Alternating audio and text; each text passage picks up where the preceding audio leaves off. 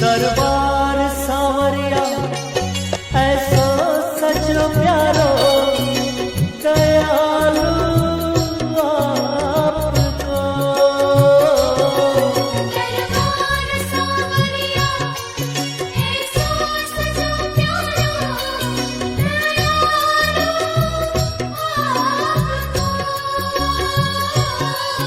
सेवा में सांवरिया सगड़ा खड़ा ठीक है, हुक्म बस आपको। सेवा में सांवरिया सगड़ा खड़ा ठीक है, हुक्म बस आपको।